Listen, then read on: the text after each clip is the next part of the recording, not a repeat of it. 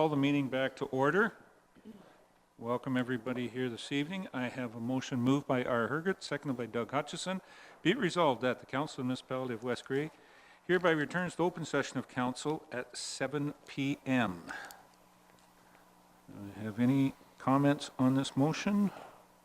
All those in favor? Any opposed? That's carried. Okay. Mark, you will let the minutes show that only those matters that we went into closed session were the only ones discussed. I don't believe there's any matters arising from closed session at this point in time.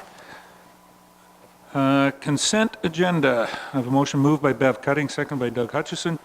Be it resolved that items A1 to C1 inclusive contained in Part 1 consent agenda be adopted as amended, and further that authorization be given for actions to be taken as may be necessary to give effect to the recommendations contained therein. Explanation on that amendment part, Mark. There's a slight change needed on page 9 of the November 6th council minutes. I had mentioned an upcoming meeting to be held January 8th, 2017. That should have been 2018. Very minor in nature. Any other comments on the consent motion? Call the question. All those in favor? Any opposed? That's carried. Okay.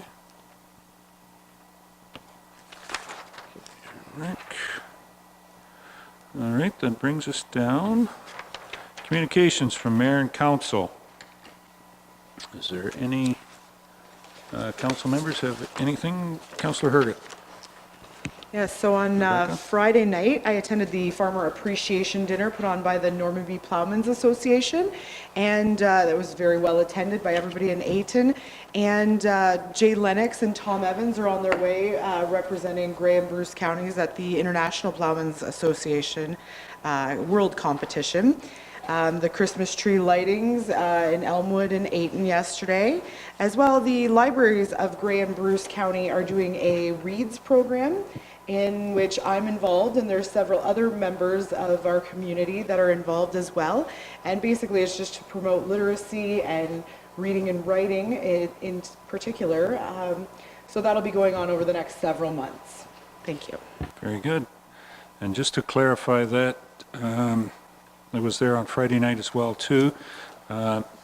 Jay Lennox is a West Grey resident, lives south of Ayton with his parents, and not just representing Grey and Bruce, he's Canada.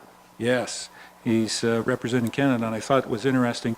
Mr. Evans is from Bruce County, near Tiverton, so Canada has 2 spots at the World Plowing Championships that are being held in Kenya. And the 2 individuals, one's from Bruce County and one's from Grey County. Canada's not that big after all. Apparently it truly is the center of the universe right here in Grey and Bruce. So best of luck to both individuals. They flew out, Rebecca, on Friday and will be there for almost 3 weeks. I think about the 10th or 12th of December, they will be coming home. So best of luck to our West Grey resident on the World Championships. Anything else? Carol, Councillor Lawrence. Just do take the time to drive through Ayton. The new Christmas lights are up.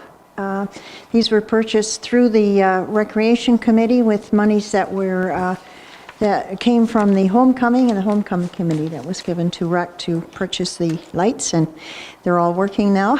Carol says there's 21 of them up. And also the new sound system has been installed at the Newstead Arena that was purchased through fundraising. So, and just to tell you, Durham girls are on the move. Started the parade season, and there's many parades that they're involved in. As I say, carrying our West Grey flag proudly. Very good. Doug, Councillor Hutchison. Yeah, just speaking of parades, I guess the Durham Santa Claus Parade is coming up on December 2nd, and the tree lighting in Durham is on the 6th of December. Mr. Bell and I were able to get to Ellenwood on yesterday for the tree lighting, and they had a nice little turnout, and There was it was very festive with a bit of snow and a lot of snow when we left, but A bit was when it- you got there. Yeah. so it was a good evening, and they got their lights up and going, and I believe Ayton had theirs also, and some people made it there too. So congratulations to all those people involved. Excellent. Anything else? Bev? Yeah, just Councillor. to complete the tree lightings, the Newstat tree lighting will take place 6:30 on the 7th, which is a Thursday evening, in the Lions Park.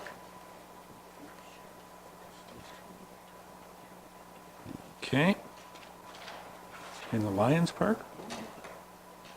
Bev? Bev, can I get clarification on that, on the Lions Park, or are they usually on the main? Carol was just saying that they weren't. Trees they usually on the thought main Maybe street, they were but- going to change it, but we had planned it for the 7th Okay, at 6:30 in the Lions Park, but now Carol's saying maybe it's going to Yeah. be by the parade, so we better check that.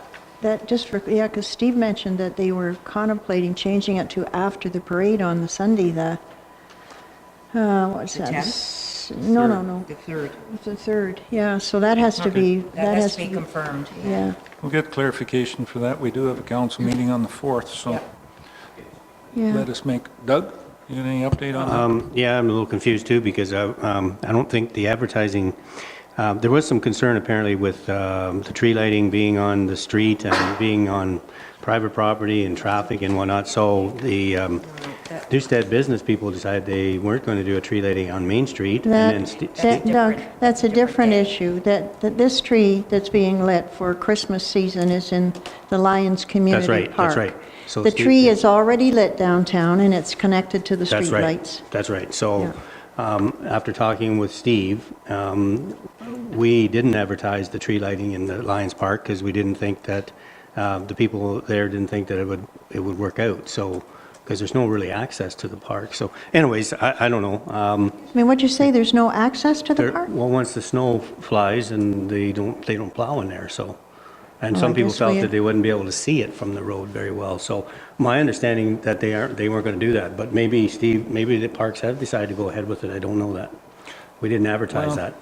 We'll, Well, we'll have to get clarification on it. yep, It always has been, so I would assume that they're going to. Certainly at the last Parks meeting, they said they were going to, so we'll get clarification on the date, though.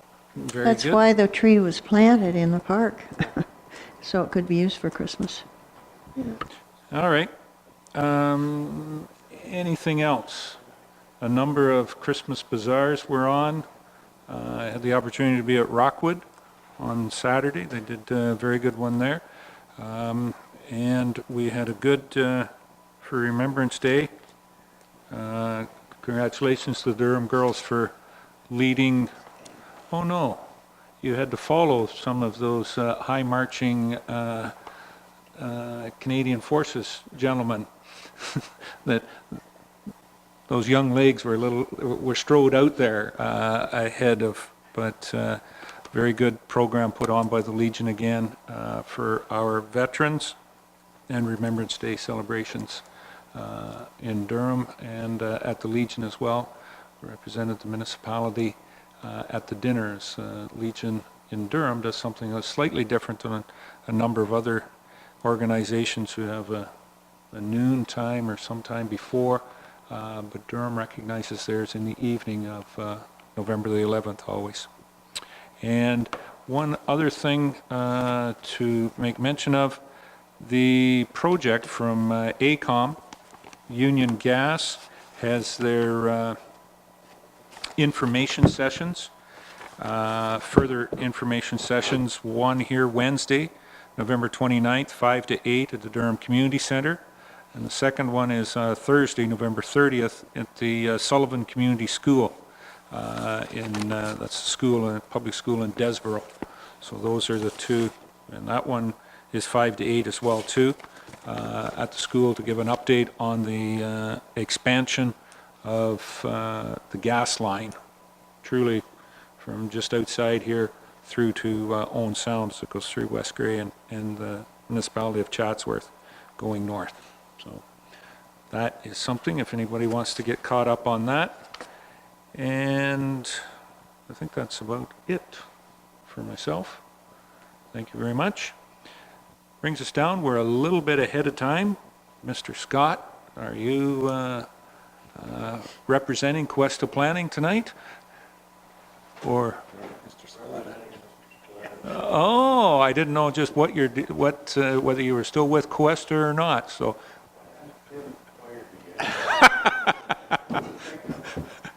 Our first delegation, Cuesta Planning, Don Scott. He is the owner, yeah, isn't that how it go? The microphone's there, I think it's the gray button, it should be turned on. There you are. Okay. Welcome this evening, Don. Thank you, floor is yours. Mayor Eccles. Nice to be back. I seem to be here more than I probably should be. We'll be the judge of that. As council is aware, we were retained by John Spalletta to provide some assistance in obtaining the required approvals in order to build a cottage on his 3-acre property that he owns south of McCormick Lake on the 12th Side Road. The lot is an existing lot of record and is assessed and taxed as a buildable lot. However, no permit is available because of its location on a seasonal road. Now, important to note that we are not attempting to create a new lot, we're simply requesting permission to build on an existing lot. We applied to amend the comprehensive zoning bylaw to provide an exemption from the provisions of the bylaw that restricts developments on other than year-round roads. And because the county official plan has identified his property as being part of a significant woodland, we were required to retain a biologist and have an environmental impact study done to support the official plan amendment required by the county. This was done and was approved by the Ministry of Natural Resources and Forestry as well as the Saugeen Valley Conservation Authority. So we feel the principal concern of the county has been addressed. As you're probably aware, 2 previous identical applications have been approved in the immediate area, with both property owners signing a limited service agreement absolving the municipality of providing services to those particular lots in question. And we are suggesting a similar approach for Mr. Spalletta's property. Now, this application was deferred on one previous occasion to permit the county time to obtain a legal opinion on limited service agreements.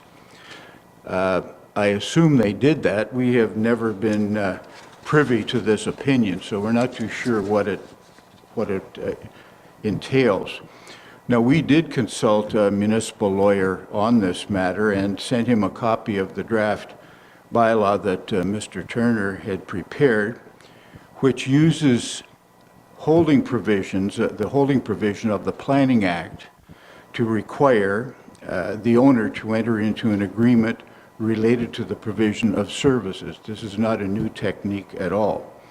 And our lawyer was of the opinion that this approach used by the municipality was quite appropriate.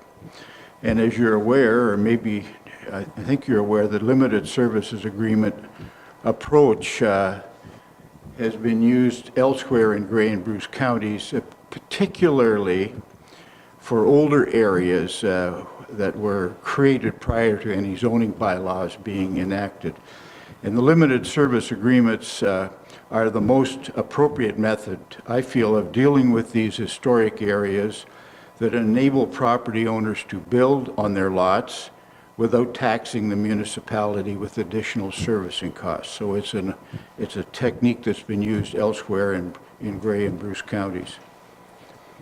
Now, the last time I met with council expressed concern with the liability it may face in trying to service the Spalletta lot.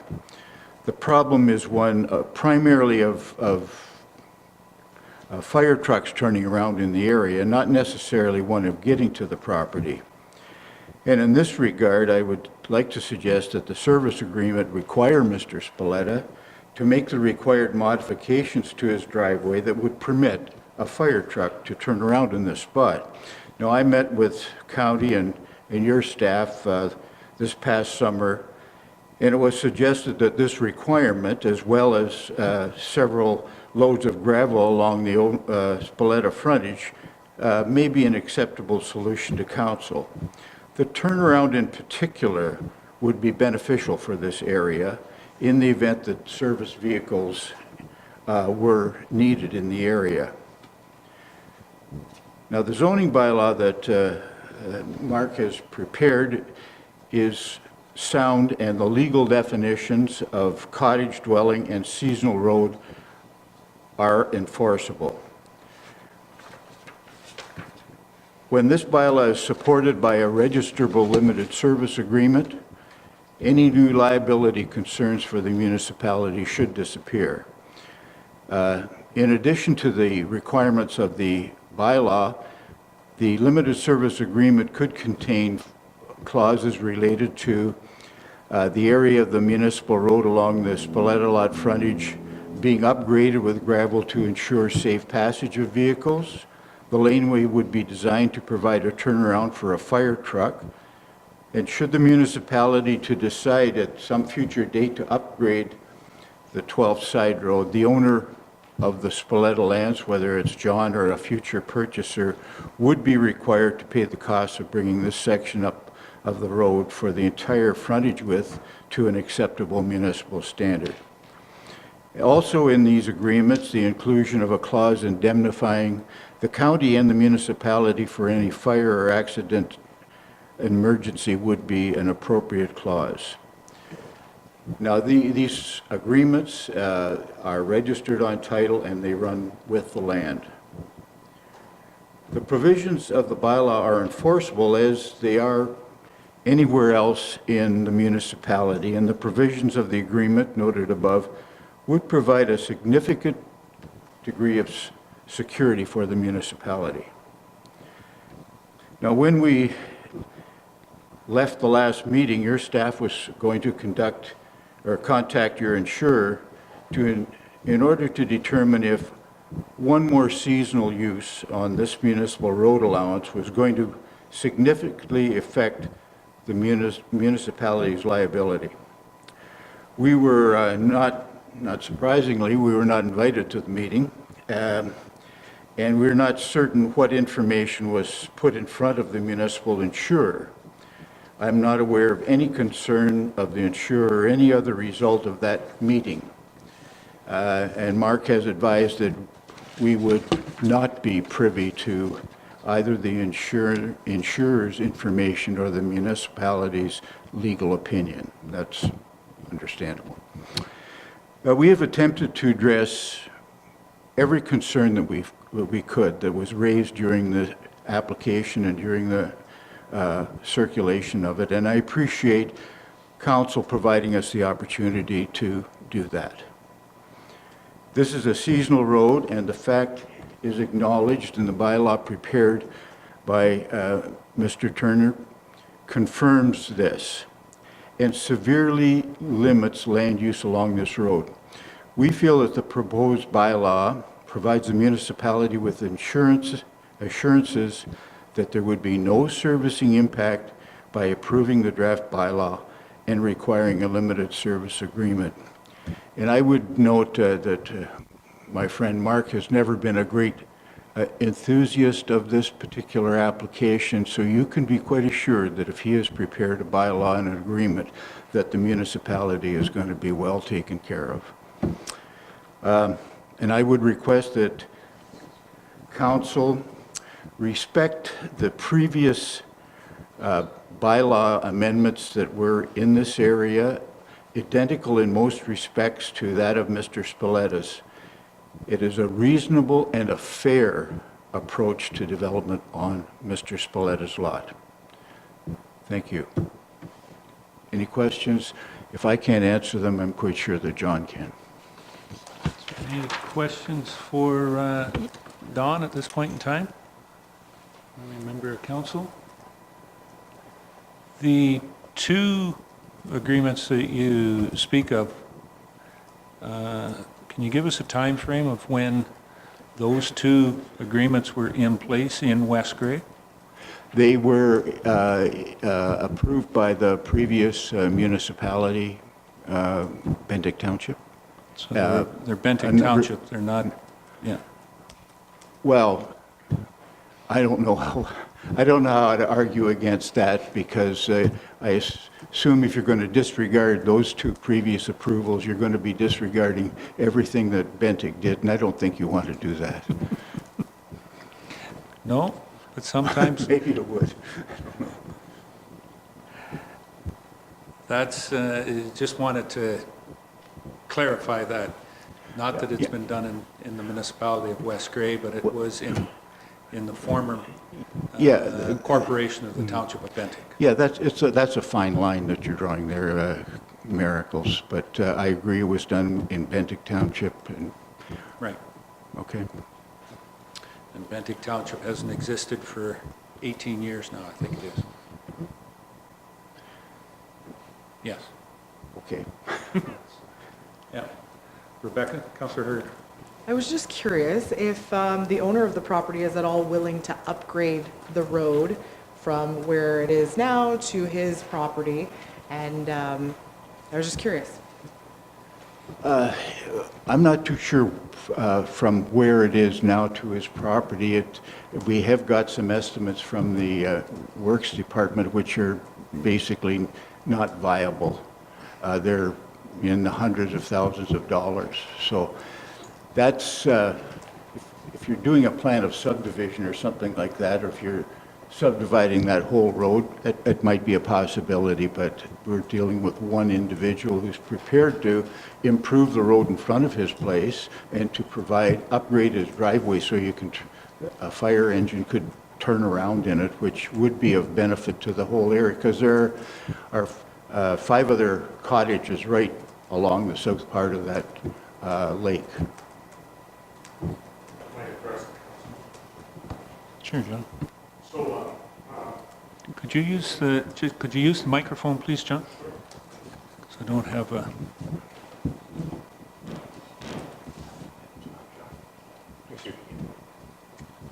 Right, thank you, Your Worship and the council. To address that question, I did speak with the owners in the area, and there was quite a division in the point of view of improving the roadway. Some owners felt that that would be a benefit for their enjoyment of the property.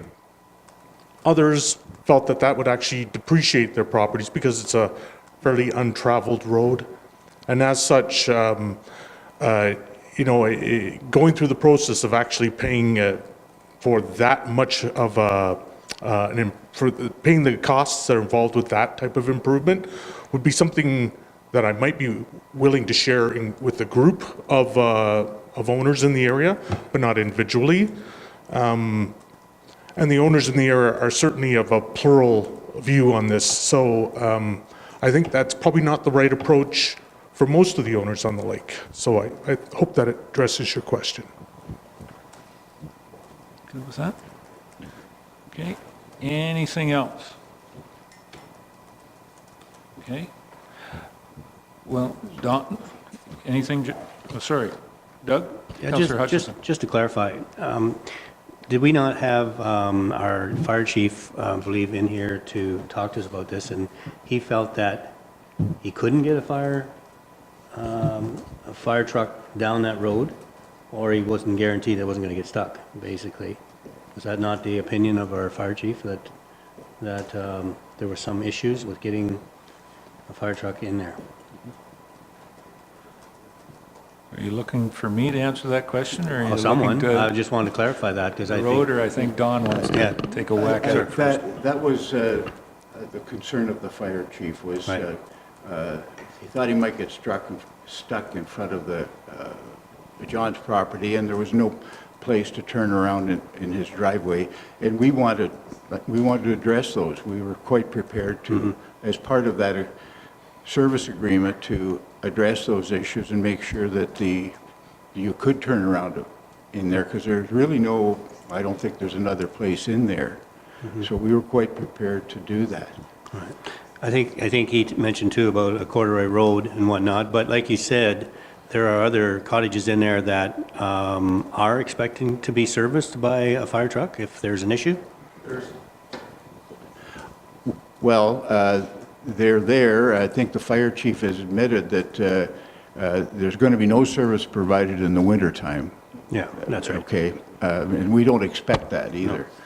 But if there is a fire, I think there has been a fire further along that road, fire with a harvester or something of that nature. So Farming there hasn't been a need for one right now. And basically, the agreement that would be signed would basically say, well, okay, if my cottage burns down, my cottage burns down. If a fire truck can't get there, that's my problem.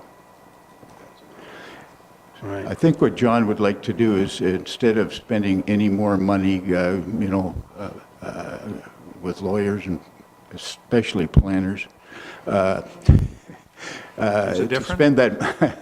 spend that money upgrading the road as opposed to going to the OMB or something of that nature. This is much better to use your money a little bit more constructively. So, anyway. Okay, thank you. Carol? I Councillor Lawrence? just wanted, my understanding, is it not a corduroy road, Brent? Isn't there? Just around the bottom. Yeah. Sorry. Yeah. Yeah, around the lake. Just around the south end of McCormick Lake in the curved area. I'm told that's corduroy through there. And I don't know how much weight an indemnification clause stating that West Grey is not responsible would stand up in court. It would seem to me that West Grey is at the top of the pole or the bottom of the pole, wherever you want to put it, with the deepest pockets. And I just cannot believe that that would stand up.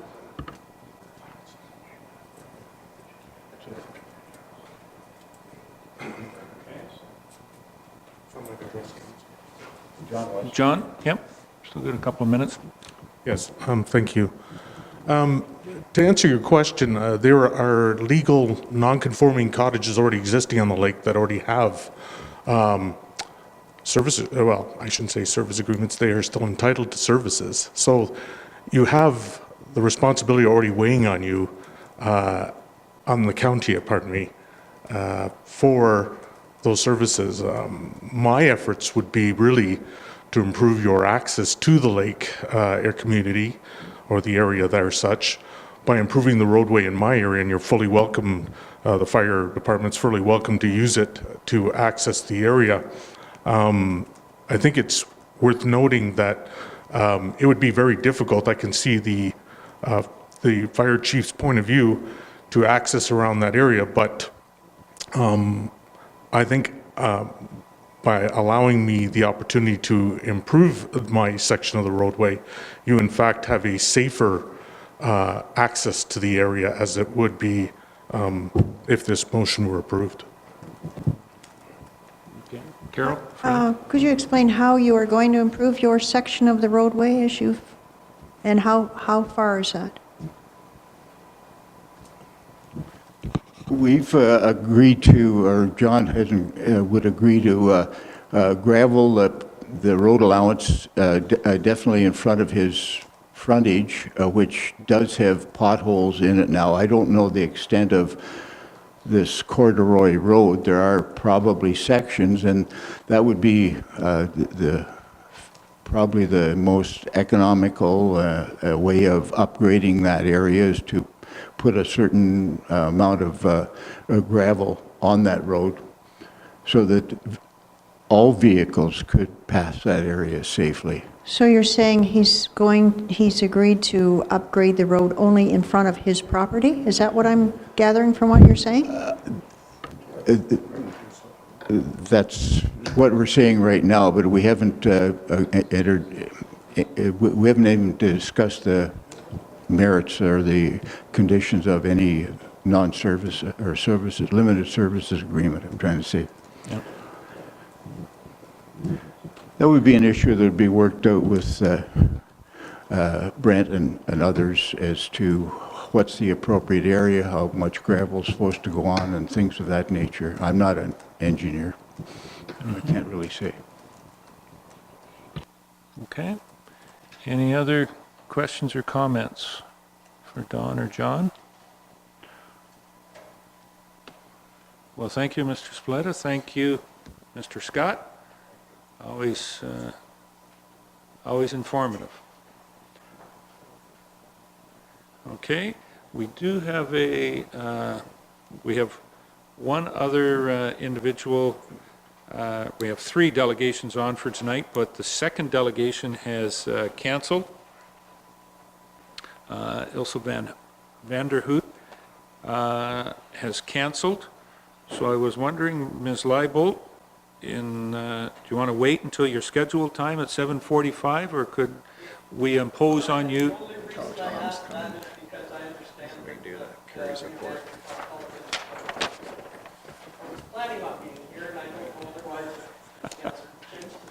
Okay, no, we can maybe step forward then, if you don't mind.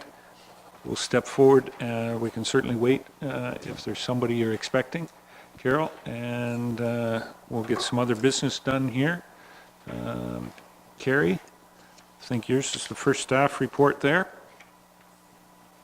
So how be we go down to that?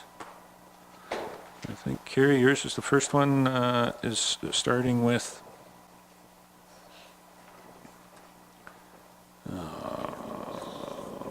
there we are, page 39, yes. Starting with the accounts, voucher number 21. I have a motion here to introduce. There's a move by John A. Bell, second by Doug Hutchison. Be it resolved that the Director of Finance Treasurer be authorized to pay the accounts presented as voucher 21, 2017 of the Municipality of West Grey in the amount of $621,613.94. Is there any questions or comments on the accounts? Rebecca? Councillor Herget. Brian, on page 53, there's excavator rentals.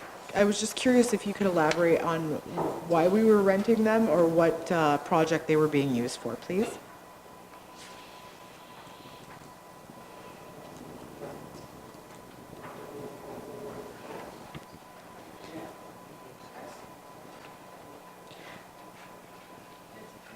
$53, yes. Sorry, let's see, 52. We have JT Excavating, Lawn Excavating. Okay. Lawn excavating was used for concession 4, reconstruction. Okay. And JT excavating, The walkway bridge, it says here. that might have been the skid steer. I'm not 100% sure on that. Yeah, the skid steer is it. Okay. Is this it here? So so JT excavating was used up on the Glenelg town line for ditching improvements. That was a boundary road, and part of that cost was to be split 50-50 with Township of Chatsworth, which Carrie has a note down here. And like I said, lawn excavating was for concession for construction work. So the JT Excavating, I'm sorry, maybe I'm not understanding. It says it was used for the walkway bridge? The skid steer was. The skid steer. Okay, here it does was- say excavator, but never mind that. Do we, Oh, well, there's 3 tickets here. Yeah, Sorry, this will be in your roads, this will be in your bridge. right. I guess I was curious, why are we not utilizing our own equipment? Or maybe there was so much going on at one time? Our own equipment was being used for brushing. Yeah, we've got lots of work going on simultaneously all over the place. So I believe the brushing machine was down in Benwick, or not Benwick, sorry, Normanby. And we're talking about floating it back up to the north end. So for efficiencies, Tim decided probably that it was far easier to get an excavator to go up there to use it for that ditching work than to pull it up from where it was and then send it back again, And back down to Normanby to continue the brushing. I'm only thinking I probably would have done that if that's the case. I think it was, and it's involving taking the brushing head off and putting the excavator bucket on, so there's a day of downtime in order to Switch it out. and to so switch on. it out. Yeah, it's not an easy task. I'm not saying it would take a day, but it would be, you'd lose probably half a day uncoupling all the hydraulics and things like that. So just for cost comparison, how much do we charge ourselves when we use the excavator per hour? $45 for the excavator, and depending on the brushing, I believe the brushing head is charged on top of that. And Because it's a separate piece of equipment, or it's a, but I believe it's 45. So we charge ourselves $45 an hour for the excavator use? I believe so. And then how much would either of these companies be charging per hour? Depending on, I've got the equipment rates right here. $110. 110. That includes a person. And that includes a person? But that includes the labor, yes. A person as well? Yeah, Okay. so so talking if you machines, take $45, you can add easily with our operators, easily $28 probably per hour, Per hour. 30. Okay. ish. So it's 20, $30 difference. 45, so we're up to $73, I think, or somewhere in there, if my math is right. Yeah. Very good. Any other questions on the accounts? Good discussion. Introduced the motion, I'll call the question. All those in favor? Any opposed? That's carried. Okay. Carrie, the next one on your report is the Economic Development Committee recommendations from October the 26th, and this was joining the Saugeen Connect organization. It's just a matter of approval of that. So I do have the motion to introduce, moved by R. Hergert, second by Carol Lawrence. Be it resolved that Council of the Municipality of West Garry hereby approves payment in the amount of $5,000 for a one-year membership with Saugeen Connect at a cost of $5,000, utilizing $2,500 from the County of Grey Municipal Partnership Funds award and the remaining $2,500 from the West Grey Economic Development budget. And further that, the West Grey Economic Development Committee approves the request from the Durham Art Gallery for the 2017 annual grant of $5,000 to be paid out of the West Grey Development budget.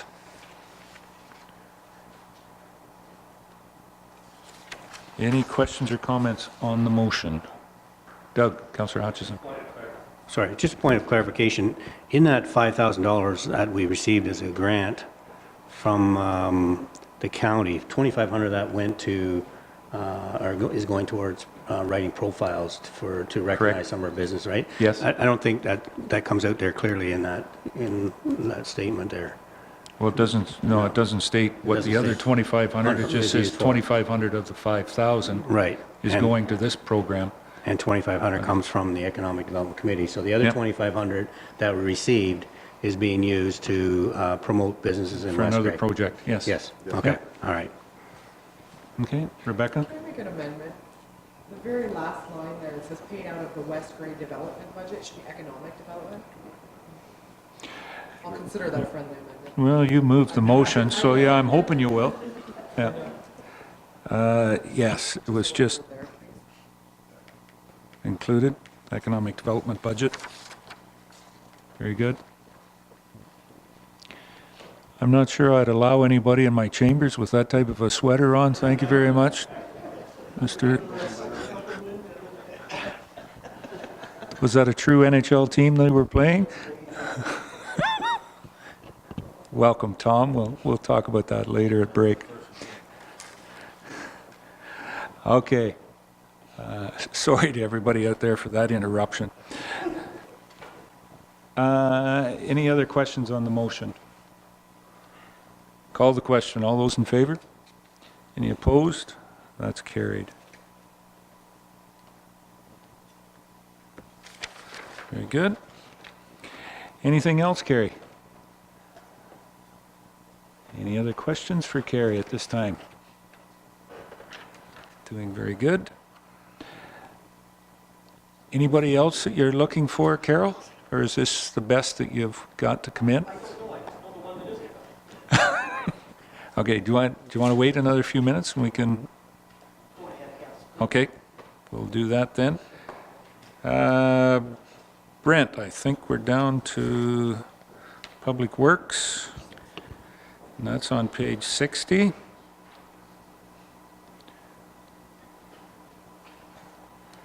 And this is the winter maintenance program with Gray, and so we have anybody sign that yet? No?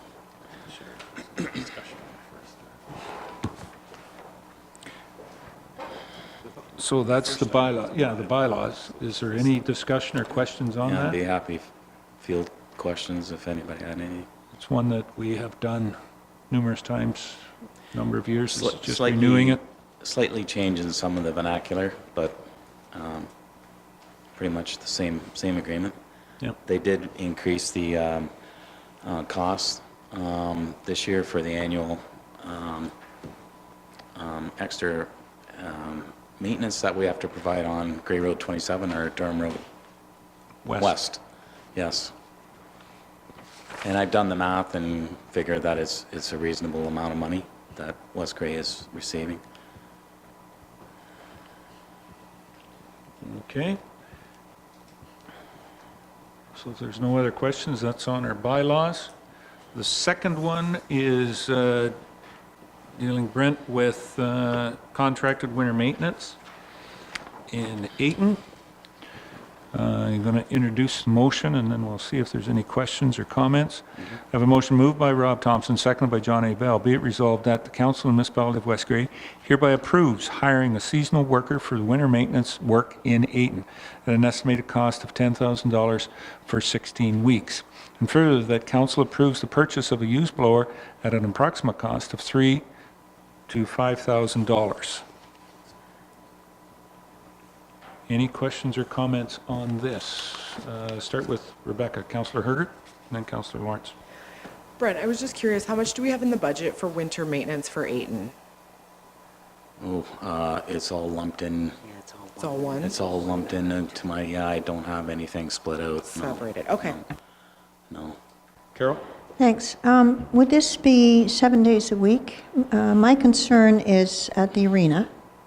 If you have something going on, Tom may have to call somebody out to clear the, the area. Yep. Is this going to be available to him? This is guaranteed 20 hours Monday through Friday, and then he's on call for extra work on the weekends. So that's why, Councillor Lawrence, I put in approximately 30 hours as an average Okay. over the whole winter. So Okay. he is going to be available, yes, to do. So I guess my question should have been, is he available 7 days if he's needed? Yes, he On is. call, okay. Yes, Thank you. yes. Okay. Any other questions or comments?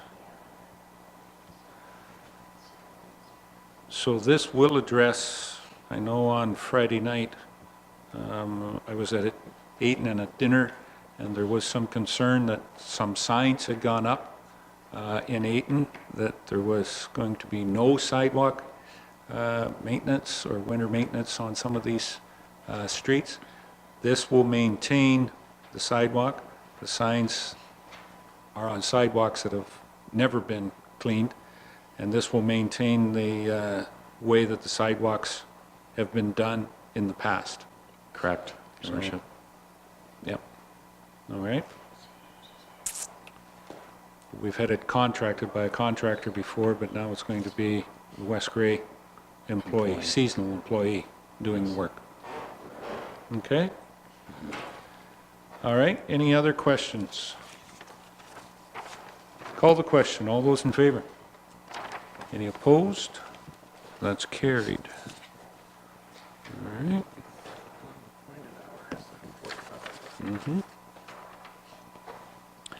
Okay, any other questions for Brent at this point in time?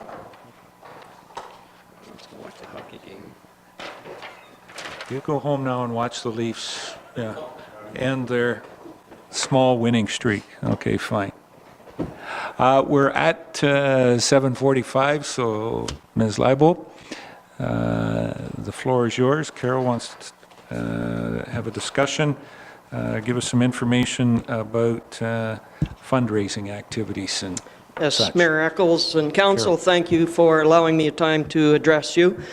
As you may remember, I am the Vice Chair of the Ayton-Normanby Recreation Advisory Committee, and hereafter I'm going to refer to it as the Rec Board or the Rec Committee because it flows off my tongue a lot easier.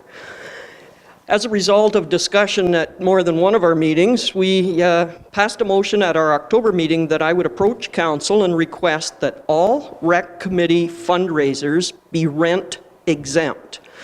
This would only apply to fundraising events in which all of the money would be going back into rec projects, all the profit from an event. As you are well aware, there have been a number of changes on our committee, people on, people off, people on again, people off again. In my opinion, we have an incredible committee right now. Some young, some not so young, and all in betweens. Attendance and therefore quorum is being met monthly and is happening, and the committee is committed to doing. We volunteers would just like a vote of confidence and support from the West Grey Council. Since the homecoming last year, spirit in Ayton and area is high. There are young families and there's lots of little children in the village especially. If we can help keep them busy and happy and be part of the community, then they will be the future proud members of our community. If the committee could host fundraising events without deducting rent, it would both raise our bottom dollar as well raise our morale. Put more fun into fundraising, basically. The present committee has no hesitation in rolling up our sleeves and being a working board, not just an advisory board. The fact is, the more money that we make in a fundraising means you don't have to raise it via tax dollars. As a bonus, people have events to attend and promotes community spirit. Again, thanks for your time and consideration of our request, and I'll try and answer any questions that you may have, and if not, I'll get back to you with some answers. Very good. Any questions? Deputy Mayor Bell. John? Thanks very much, Mr. Mayor. Excellent presentation, Carol. Yeah, and I might wait and see how many other little idiosyncrasies we got in between that, but could you answer me, how many times might you be talking in a year? Right now... Roughly. Yeah, I know, and that's difficult to say, because right now we've had the 150th Yep. year, and we were having things monthly. Yep, okay. I don't see that happening, because of course we don't want to burn out, and that is a very real possibility. I know that last year we did the snow volleyball, or this year, this spring, we did the snow volleyball, cooking, decorating, the fashion show, movie night. I can see definitely the snow volleyball and probably the movie night being two that we will continue, that we've talked about already and said, oh yeah, they were great. The movie night maybe wasn't quite attended as highly as what we would have liked, but we did have to postpone it for about a month, and that always ruins people's attendance. The snow volleyball was excellent. I mean, we couldn't have hoped for a better, if you remember Family Day, you could be out in your shorts in the snow. I mean, it was incredible. A couple of the others weren't as heavily attended, but perhaps they would be in the future. So I wouldn't say that. Elvis, we're doing it for a second year, actually a third year, but the first year was a homecoming event, not a rec event. So I think the Elvis thing will happen again. As long as Pete's still singing, we'll probably still do it. The tree decorating, of course, is going to continue. And the ball tournament has been going on for decades, so it will continue, and it's a great fundraiser for us. So I can see those ones.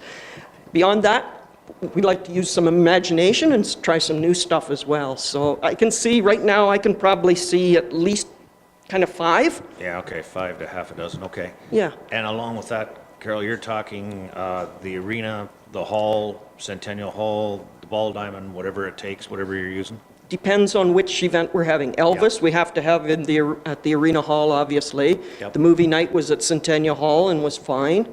The ball tournament, of course, takes... And we presently do have 2.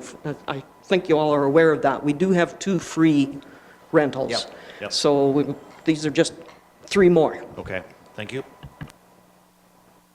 Rob? Councillor Thompson? What are you paying now, Carol, for rental?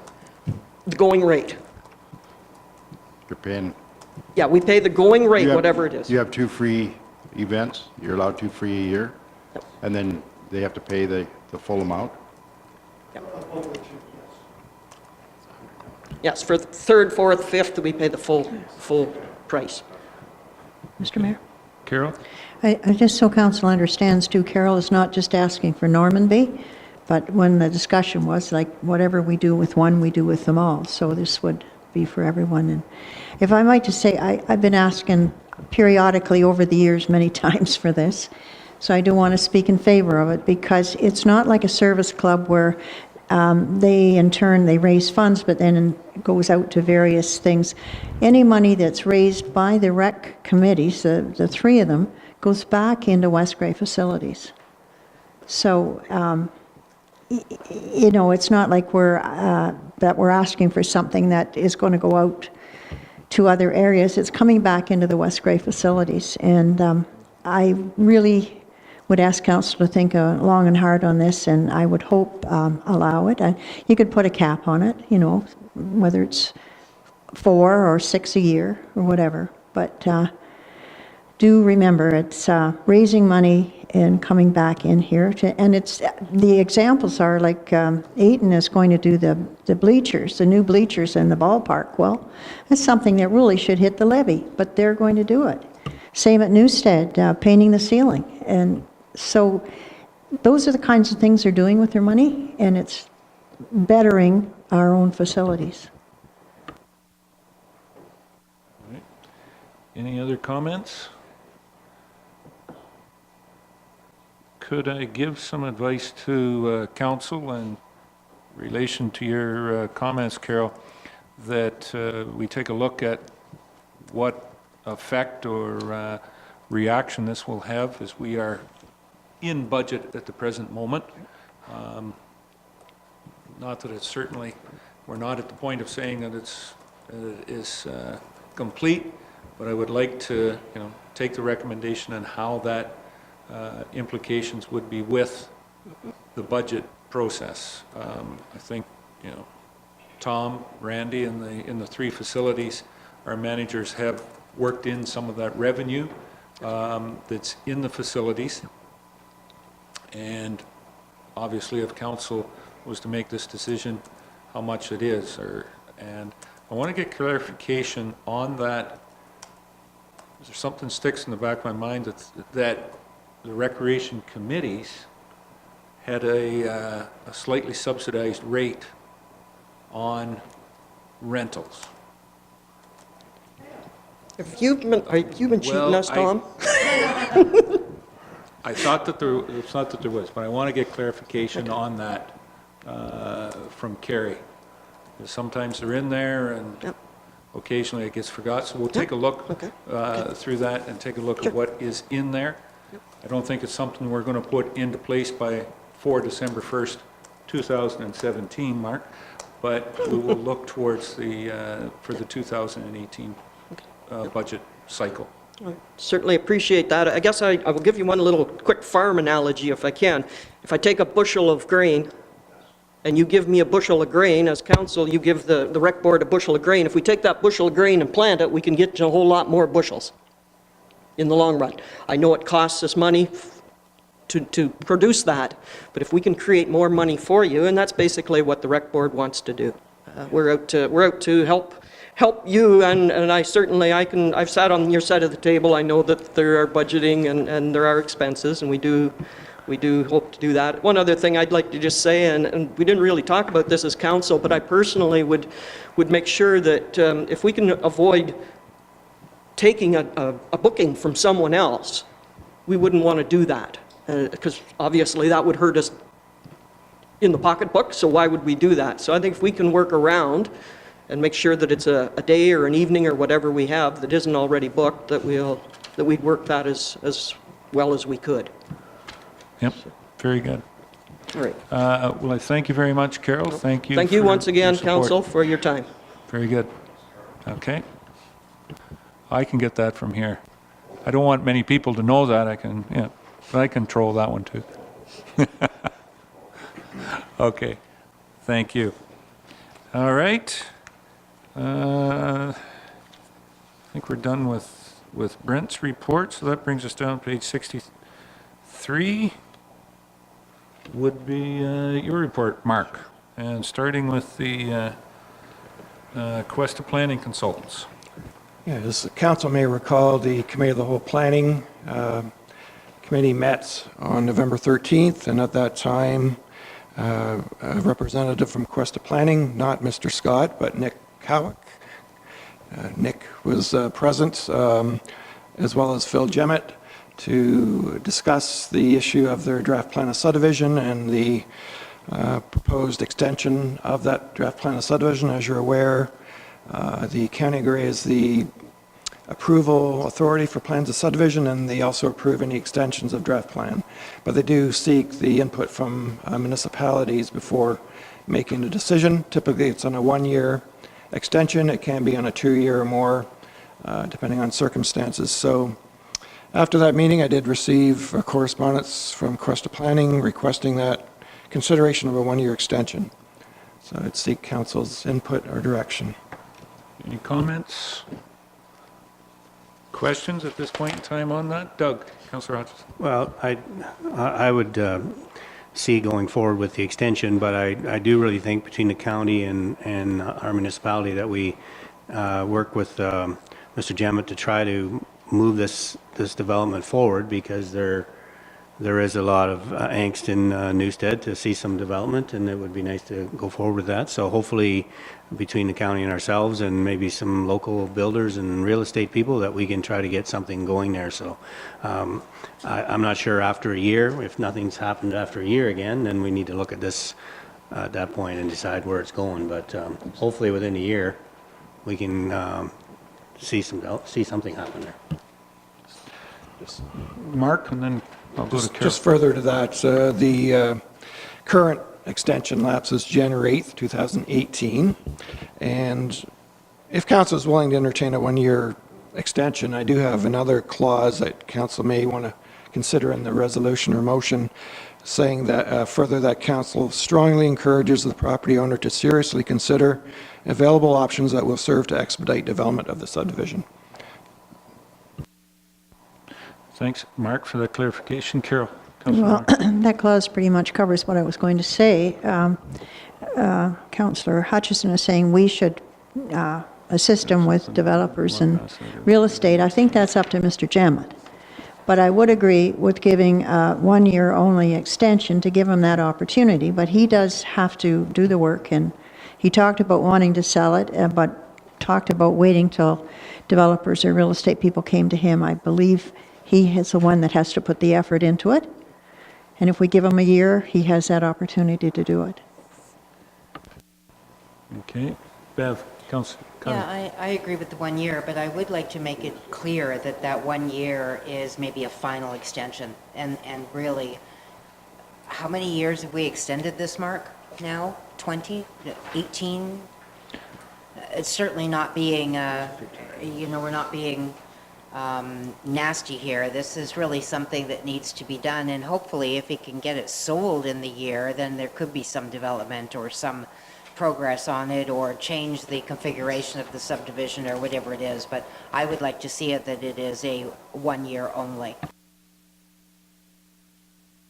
I would just caution council, if you make it a ultimatum of one final extension, and then if there is movement, but it's not being able to be completed, that development within the 1 year, which it may not be able to, there's a lot of work to be done, then that would put council in a difficult position, and because it will take time, even if there is progress, to go to final draft approval. It does take time to get studies and everything else, or whatever needs to be done, stormwater management plans, et cetera. Well, I just want to say I would like to see the resolution include the clause that Mark has just read us. Yeah, and it does. So I'll introduce the motion from that discussion. We've come up with a motion.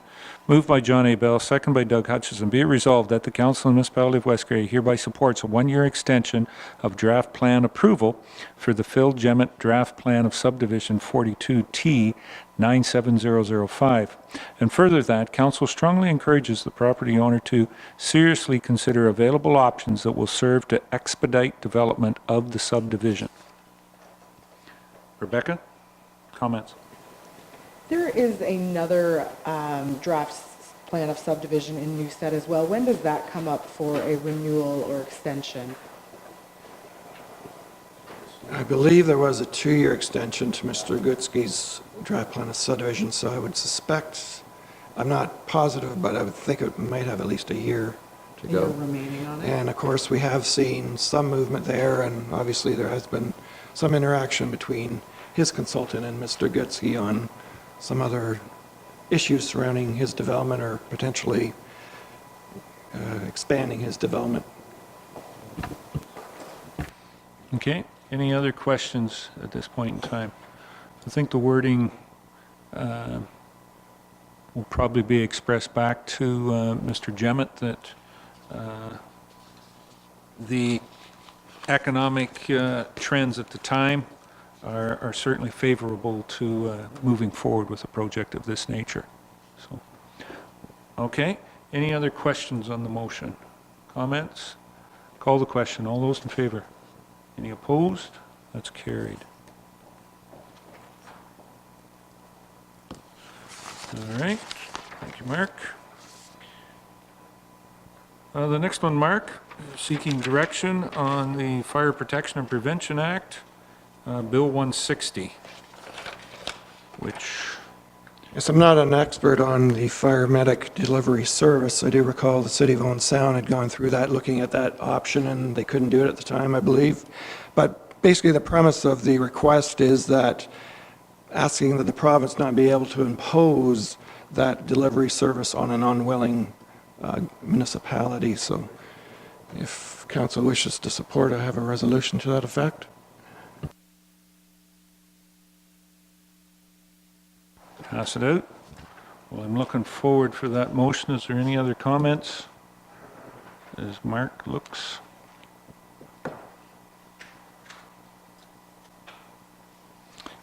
And I'll wait for the motion to come forward.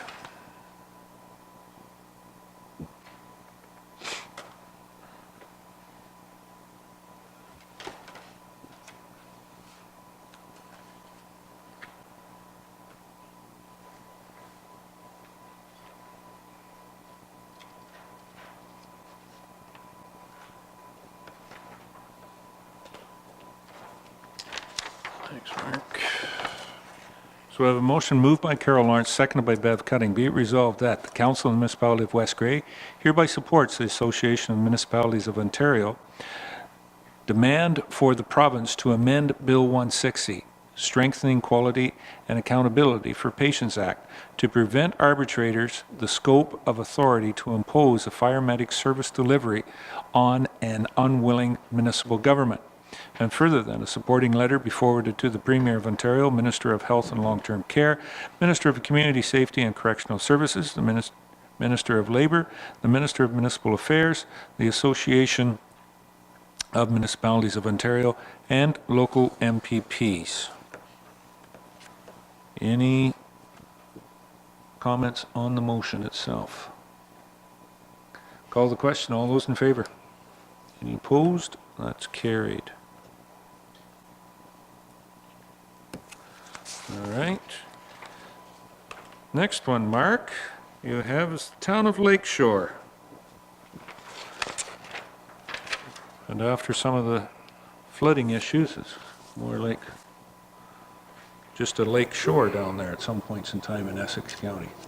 As you see in my report, I did note one issue, of course, that I would think in most instances when a property owner does purchase a property that they're aware of whether or not they can or can't get flood insurance. So if they do go ahead and purchase, then of course, if there is flooding, then if they are to be compensated through this new program, then of course, those that do have flood insurance will be paying towards that.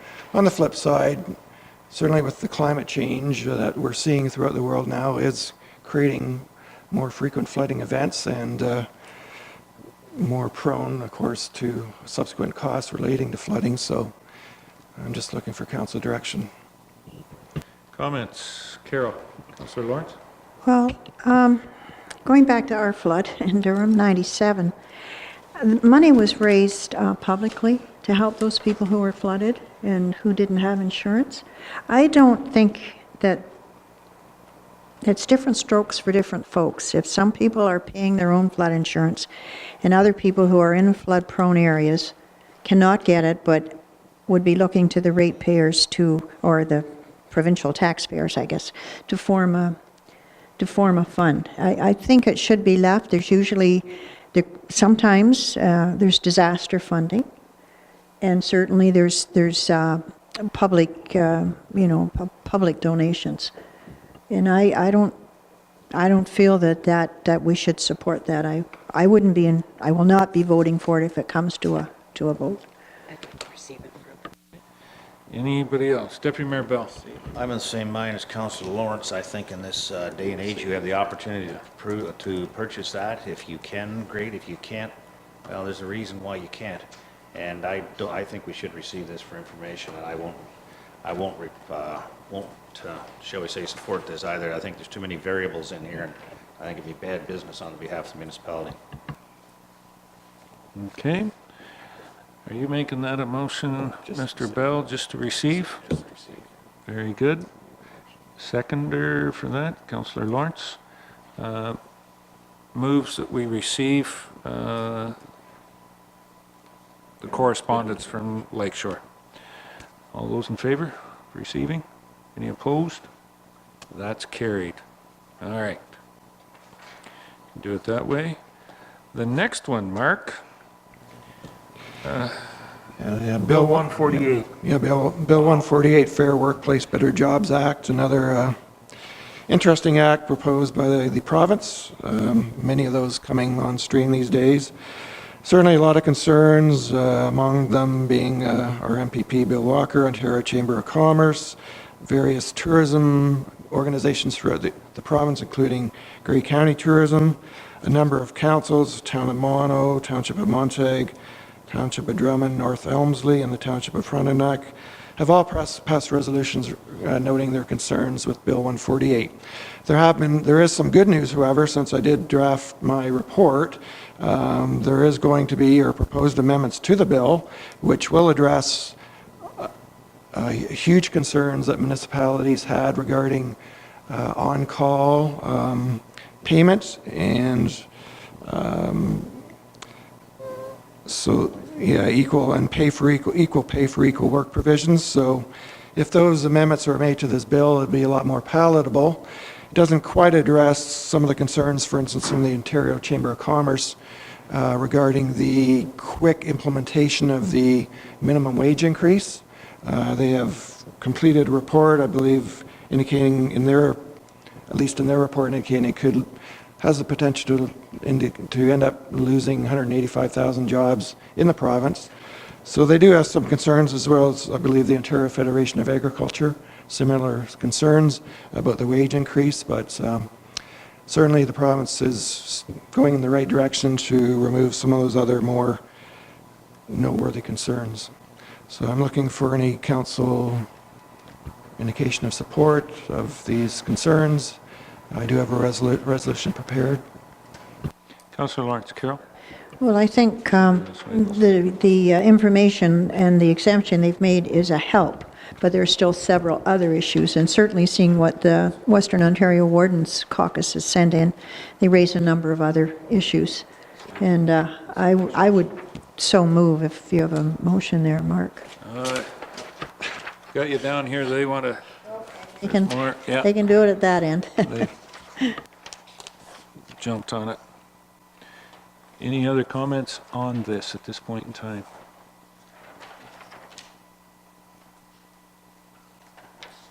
One thing I would like to say, if I could, from the chair's position, it's interesting that we've seen how it may affect or could affect business at that point. But if this is a fair wage, a wage to move individuals' remuneration or compensation levels up, nobody's given me any indication as to yet how many of that is going to move, how many individuals it may move off of social assistance.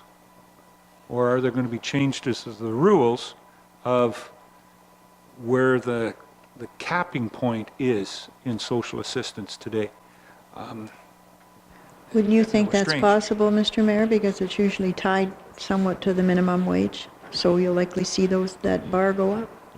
Well, does that bar go up and, a slight clawback? I don't know how it's going to affect those individuals that may be there. And I haven't had any studies. There's been, I've talked to the social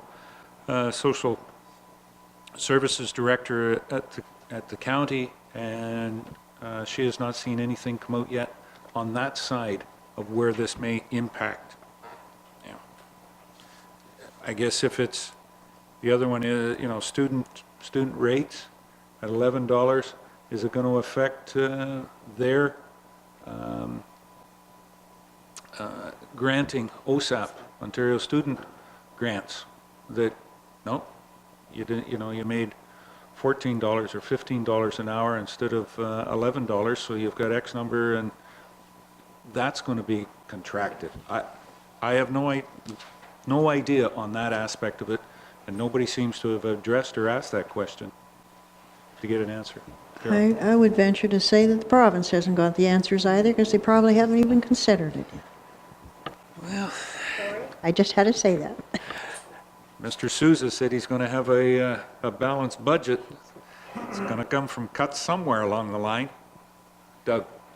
I think the concerning part of the bill is when you read over the Grey County's committee report on what the financial implications are for municipalities. Like he's talking county, but I mean, as a municipality, it's going to affect us too. So there's some huge financial implications in it when you start talking extending maternity leave and sick leave and some of the other things that are part of that bill. So they definitely need to revisit it and take a look at it, but it's going to hit us too. Oh, Big time. most definitely. Yeah. It's not just everybody's concentrating on the minimum wage at going up to $15, but I think there's about 400 pages in there. There's only 2 or 3. It's the one that's got the media, but there's a lot of embedded stuff, as you've said, Doug, that really needs to be addressed. As they say, the devil's in the details. And planners are guys that are great at making details, or bureaucrats. Rebecca? I was just going to say, the resolutions that we have passed previous for various things, this one we see ever changing though. This bill came out, initially looked one way. Every time we look at the cost implications for municipalities, we keep seeing little tweaks to it. So this resolution will be important to pass, so they keep looking at the details of it. We're still in the position to be able to make some amendments and changes to it before it gets sent. Mr. Bell? Well, just real quickly, we've had a couple of presentations around the living wage. And we've had a presentation of the county, but a presentation right here.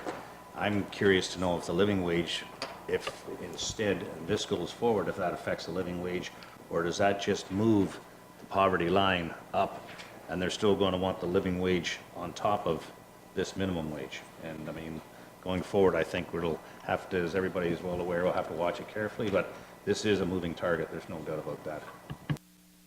Okay. I do have a motion moved by John A. Bell, seconded by Rob Thompson. Be it resolved that the Council of the Municipality of West Grey hereby requests the province to amend Bill 148, Fair Workplaces, Better Jobs Act 2017, to address the concerns of municipalities and other stakeholders. And further, that a letter be forwarded to the Premier of Ontario, Minister of Labour, Association of Municipalities of Ontario, and local MPPs. Any questions on the motion? Call the question. All those in favor? Any opposed? That is carried. Okay. Any other questions for Mark? No surprises, Mark? That's always a good thing.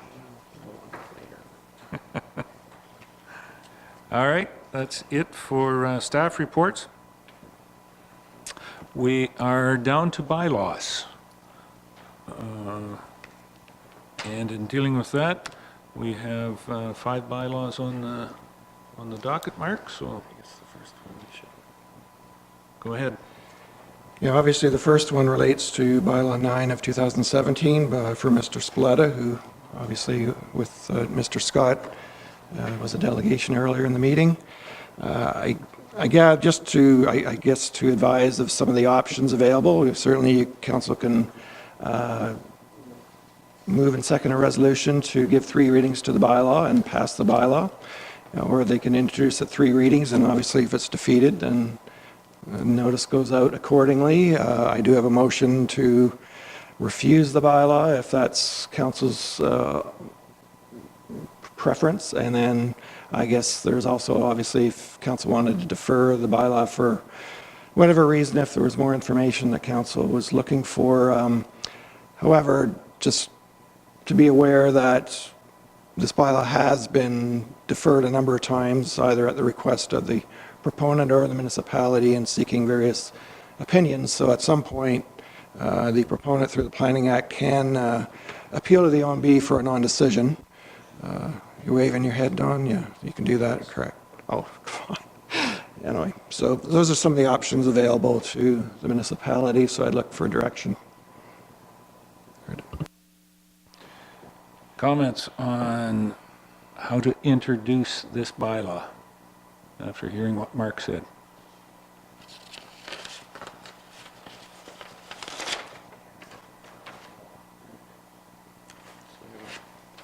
Which one do you want?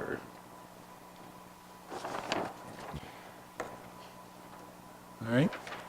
There's one to put it on the floor for second and third. Somebody wants to, I need somebody to move it.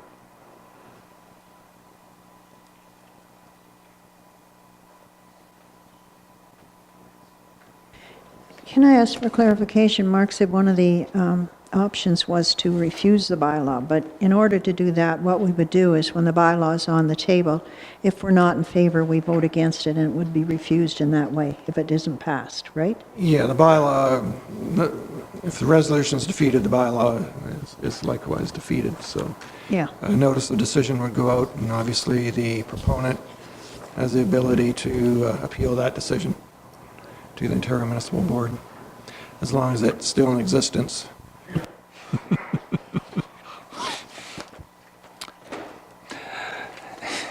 Yes, move on it quick.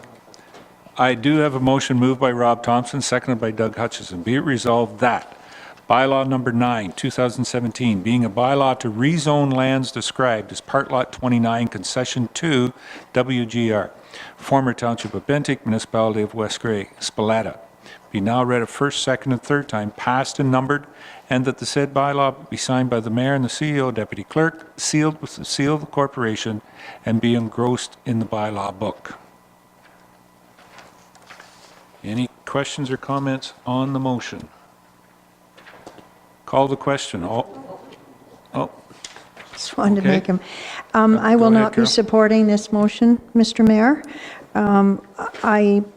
Although it was mentioned that the municipality would be protected, I can't accept that, nor can I accept that we've had advice from our 2 senior staff, our fire chief and our roads, or at least our public works director. I cannot personally go against their advice. Should something happen in the future, I think that puts the municipality in a very libelous situation. So I will not be supporting that. okay. Councillor Thompson. Rob? Yeah, there is other seasonal homes on that roadway, and there's only a small section that is Corduroy Road, and that's at the bottom of the hill coming from the west off Highway 6 and around the curve and down over the hill. And there's no other corduroy road until you're up over the hill to the east, or sorry, to the west further. And that whole section in there, if he's willing to put in an area where the trucks can turn around, we have other residents in there that are there most of the summer, some beautiful cottages in there. And if he's, and it says there right in here that it's seasonal cottage is what he's looking at. I don't think he wants to put a resort on the lake. And I can't see why we wouldn't support that and continue on. There's other places there, and I don't know why you would stop this gentleman from putting on a cottage that he wants to put on there and not allow it. Okay. Any other comments? Doug? Councillor Hutchison? I tend to agree with Mr. Thompson. I think it's not like we're going to be building a lot of cottages in there, and if there was a road that didn't have any buildings on there, that would be a different situation. But I think because we already have cottages in there that we have to provide services for, limited, whatever, I think I'd like to see this go ahead and you know, have the cottage put on there and do what we can, and maybe someday down the road, maybe we will end up doing something with that road. Okay. Any further comments? Rebecca? Councillor Herget? Seems as there are other properties nearby there that are anticipating having service, is there any opportunity to work out an agreement with them as well for an upgrade to the road or for non-service, that they're not even looking for service? Is there an opportunity to work those details out now while we're aware of it? You'd have to not pass the bylaw to do that. That's later. I guess I would think we've got the bylaw has been read in. I'm going to say we would struggle if this bylaw was passed now to go back to the other ones, as they've had, I'm not sure what the word would be, the experience of being there for this long and the understanding of what the service levels that they've had. Do we in fact have agreements with them for limited service? Might have As referenced earlier, there are 2 municipal servicing agreements in place for 2 properties in the area of McCormick Lake that the former Township of Bendick Council approved. The others, whether they're hopefully legal non-conforming, hopefully they're all legal. I assume some of them are, at least, if not all. I don't know why they would entertain, when they're already there, if they are legal non-conforming use, why they would entertain entering into such an agreement when they're already there. You could ask them. You could ask them if they wanted to pay to upgrade the road. As we heard from Mr. Spaletta, that was kind of, some were maybe, maybe not.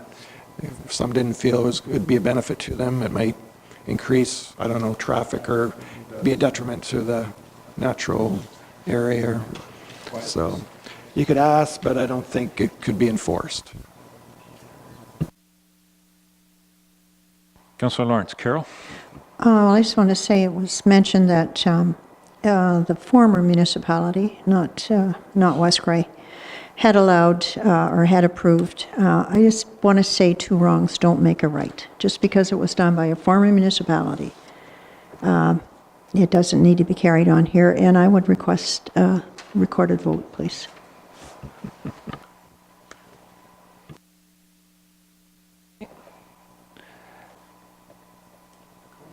Any other comments? Mark, I'll ask you to take the vote. Deputy Mayor Bell? No. Councillor Cutting? No.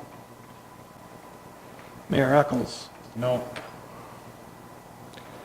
Councillor Hergert? No. Councillor Hutchison? Yes. Councillor Lawrence? No. Councillor Thompson? Yes. So that is 5-2. Okay, the motion is defeated 5-2.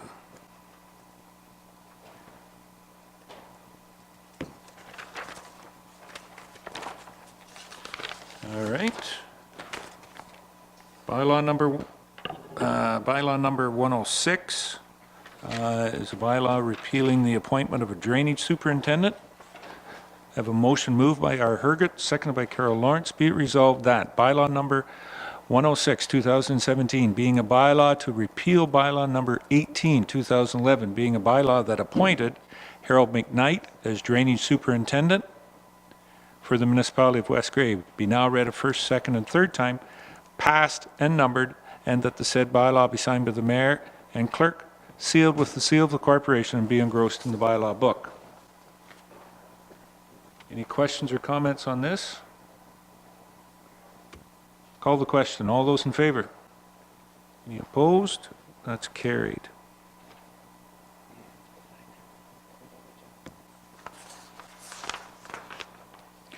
Okay, the next one is bylaw 107, is the appointment of members of the West Grey Committee of Adjustment. This is an annual appointment required under the legislation, which seems to be kind of silly, but it's the way it's written. Have a motion moved by Rob Thompson, seconded by John A. Bell. Be it resolved that bylaw number 107, 2017, being a bylaw to appoint members to the Municipality of West Grey Committee of Adjustment, be now read a first, second, and third time, passed and numbered, and that the said bylaw be signed by the mayor and the clerk, sealed with the seal of the corporation, and be engrossed in the bylaw book. Any questions or comments on this motion? Call the question. All those in favor? Any opposed? That's carried.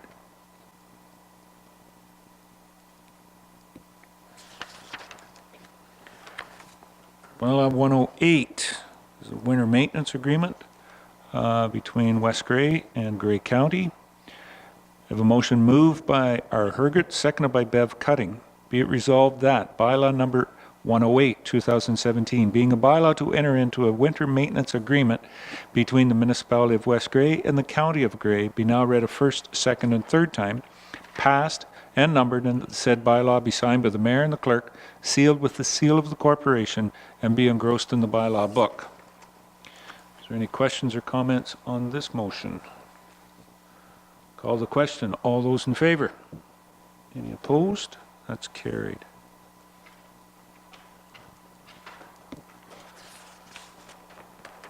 Okay.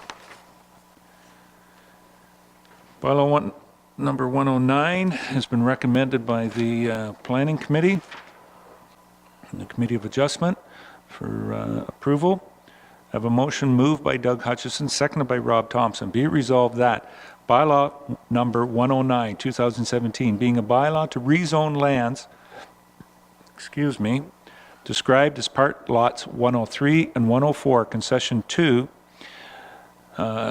SWTSR, former Township of Gwinnell, Martha Bosch, ZA 1017, and BO9, 2017, be now read a first, second, and third time, passed and numbered, and the said bylaw be signed by the mayor and the clerk, sealed with the seal of the corporation, and be engrossed in the bylaw book. Any questions or comments on this motion? Call the question. All those in favor? Any opposed? That's carried.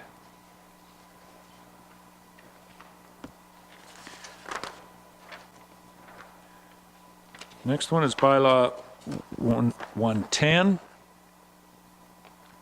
This is a bylaw that has been recommended for approval. Moved by Carol Lawrence, seconded by Bev Cutting. Be it resolved that bylaw number 110, 2017, being a site plan control area bylaw for lands described as Plan 500, part lots 4 to 6, Queen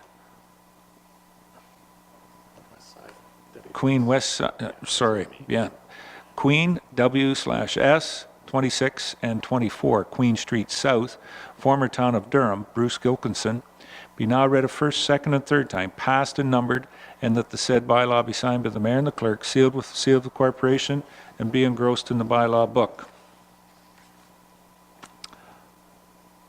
Any comments on this motion? Call the question. All those in favor? Any opposed? That's carried.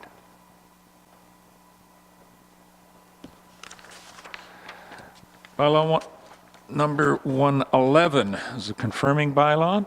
It's moved by Rob Thompson, seconded by Doug Hutchison. Be it resolved that bylaw 111, 2017, being a bylaw to confirm the proceedings of the November 20th, 2017 council meeting, be now read a first, second, and third time, passed and numbered, and the said bylaw be signed by the mayor and the clerk, sealed with the seal of the corporation, and be engrossed in the bylaw book. Any questions on this motion? Call the question. All in favor? Any opposed? That's carried.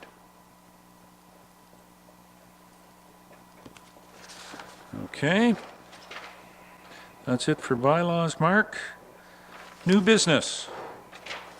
Mark, you have at least one, couple of items under new business?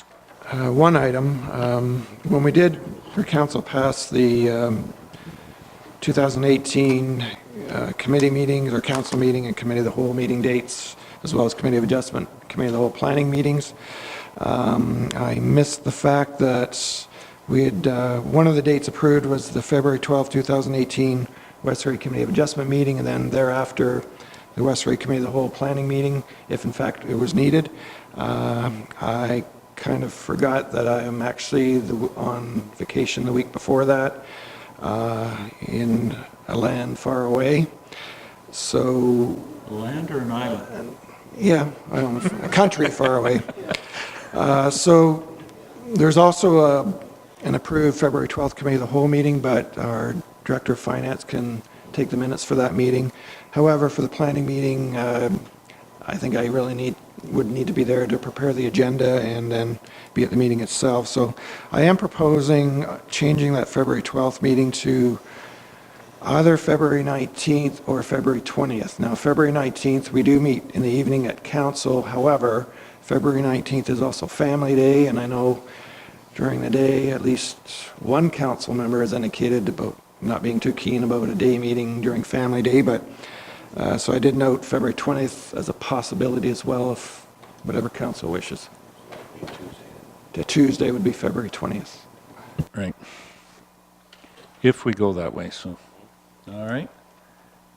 Any other new business? Very good, then, Mark, I'll ask you to hand out.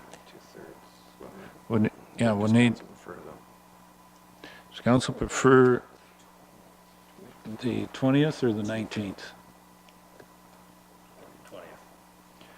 I keep hearing 20, Carol? Well, I don't know why we don't go with the 19th. We're here for council anyway, and we don't give that as a holiday. It's a working day here on Family Day. It can be taken, it's not that we. No, but it's the floating We don't one. lock the people in the office. They preferred to have a floating one instead of, there was that choice. Yep. So that's why it's a working day here, because they chose otherwise. Yeah, it doesn't matter to me particularly, but we do have a municipal planner that would prefer the Family Day off as well, but he would be available if need be. Under contract. What else, Doug? I know personally, I get quite involved in the organization. I mean, that is Frazzle Fest too, but Family Day is the Monday of that day, and I'm quite involved in things. So I probably will be tied up at the arena. And if you have a young family, as some counselors do, maybe they want to be off that, running around doing something with their kids that day. So I don't know. I just think it's important that we try not to put too many things on that day. Okay. Make the executive decision, I guess. Hand out the 20th, and let's see where it goes. Okay, that's what we're going to go with. If there's any other addendums? There was no notice of motions. I'll need a 2/3 majority to introduce this addendum. Direct motion. All those in favor? Any opposed? That's carried with the 2/3 required.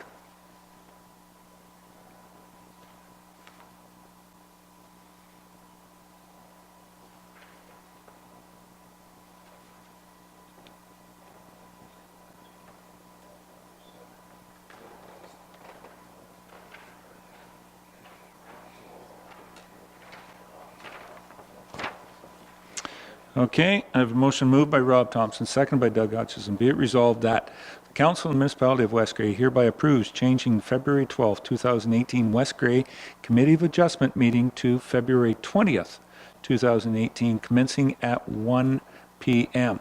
And further, that Council approves changing the February 12, 2018 Committee of the Whole Planning meeting to February 20th, 2018, commencing after the conclusion of the West Grey Committee of Adjustment meeting. Any questions or comments on this motion? Quick question. When is the OGRA conference? It is the following week, okay? Yep. Okay, just... Be it resolved that the Council of the Municipality of West Grey approves changing the February 12th, 2018 West Grey Committee of Adjustment meeting to February 20th, 2018, commencing at 1 p.m. And further, that Council approves changing the February 12th, 2018 Committee of the Whole Planning meeting to February 20th, 2018, commencing at the conclusion of the West Grey Committee of Adjustment meeting. So basically, it's our Planning Committee of the Adjustment. Got to include both of them in there. Okay? Any further comments, questions? Call the question. All those in favor? Any opposed? That's carried. Okay, ask everybody to make that slight change in their calendars. That's all for direct motions, closed session. I don't believe we have anything else for closed session. Question period. At this time, there's anything anyone can ask on the agenda for this evening? You've waited them all out. They've all left, Beth, so you're good. No questions. Thank you very much. Municipal Act notices. I don't believe we have any. And Councillor Herget, do you have anything left for motion number 20? Thank you very much. Rebecca moves that we adjourn.